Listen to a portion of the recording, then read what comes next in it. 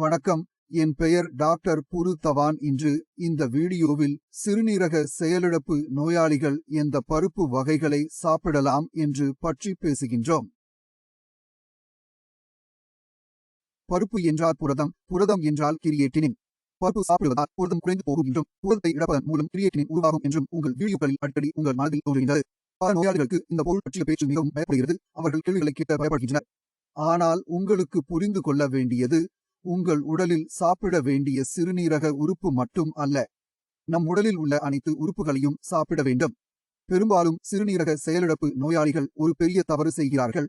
Creatinine அதிகரிக்கத் தொடங்கும் போது அவர்கள் உடலில் எதுவும் செல்லாதபடி உணவை மிகவும் குறைவாக செய்கிறார்கள். அவர்களின் உடல் எடை குறையும் முடியும் மற்றும் அதனால் அவர்கள் கிரியேட்டினியும் குறையும் என்று அவர்கள் நினைக்கின்றனர். ஆனால் உங்கள் உடலில் கிரியேட்டினின் பிரச்சனை இல்லை.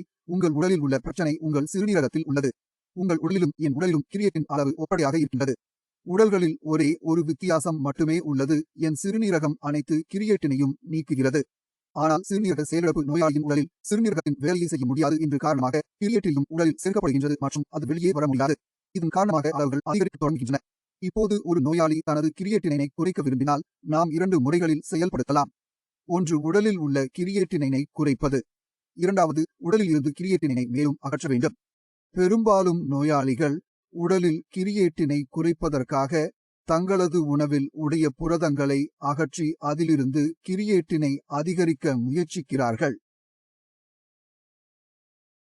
We don't have to drink milk. We don't have to eat lentils. We don't have to eat meat. We don't have to eat paneer. We only have to eat roti with American salt and a ghee and a little tamarind. இந்த 3 காய்கறிகளும் நெய் மற்றும் புளி சாப்பிடுவதாகவும் அல்லது திணை ரொட்டி சாப்பிடுவதாகவும் அல்லது நீங்கள் திணை ரொட்டி சாப்பிடுவதாகவும் கூறப்படுகிறது. அதில் எதுவும் உண்டாகாது என்று நினைக்கிறது. நெய் மற்றும் புளியில் பல பொருட்கள் இருக்கும் என்று சொல்ல முடியும். இது ஜீரணிக்க எளிதாகும், ஆனால் அதில் பலன்கள் குறைவுள்ளன. நோயாளி நெய் மற்றும் புளியை குறைந்த மசாலா பொருட்களுடன் குறைந்த உப்புடன் சாப்பிடும்போது 24 நாட்களுக்கு பின்னர் என்ன நடக்கிறது என்றால் அதன் சுவை மிகவும் மோசமாக இருக்கும். இது பலவீனமான உணவாகும், ஆனால் அதில் பல பயன்கள் இல்லை. நோயாளியின் முன் உணவு வரும்போது நோயாளிகள் அதை சாப்பிட்டு மகிழ மாட்டார்கள்.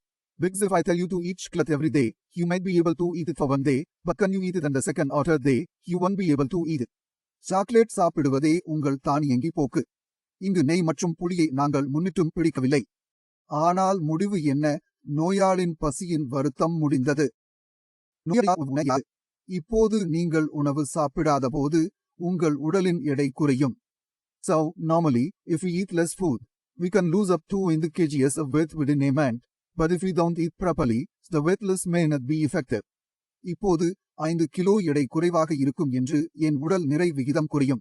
இப்போது நிறை விகிதத்தில் கிரியேட்டின் உருவாகிறது. உங்கள் நிறை விகிதம் 30 கிலோ என்று நான் சொன்னால் 30 கிலோவில் 5 கிலோ 25 கிலோ. இப்போது 5 கிலோவில் 30 என்பது எவ்வளவு சதவீதம்? இது மிகப்பெரிய சதவீதம்.